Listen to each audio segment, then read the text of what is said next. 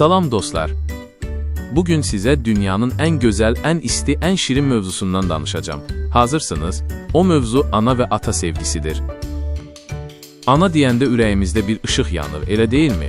Ana o insandır ki, sən ağlayanda gülər üzlə "Ay balam, nə olub?" deyir.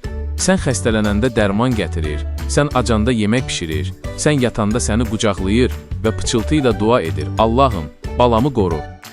Ana elə bir sehirbazdır ki, sənin göz yaşlarını gülümsəməyə çevirir. Elə bir qəhrəmandır ki, yorulsa da yox, yaxşıyam deyir. Bilirsən niyə? Çünki səni çox sevir. Peyğəmbərimiz buyurub ki, cənnət anaların ayaqları altındadır. Bu o deməkdir ki, ananı sev, anana hörmət elə. Çünki Allah da onu çox sevir. Bəs atalar? Hə, atalar da çox möhtəşəmdir. Ata o adamdır ki, sən hələ yuxudasansa, o işə gedir. Sən məktəbə gedəndə diqqət elə, qızım, oğlum deyir. Sən top istəyirsən, sənə alır. Sən yıxılırsan, səssizcə əlindən tutur və qaldırır. Ata bəzən az danışır, amma çox sevir. Elə dərin sevir ki, sözlə demir, əməli ilə göstərir. Bax, bu da sevginin ən gözəl növüdür. Bir dəfə bir uşaq Allaha dua elədi. Allahım, mənim anamla atamı cənnətə apar. Amma bir şərtlə, məni də yanlarına qoy. Allah belə təmiz duaları çox sevir.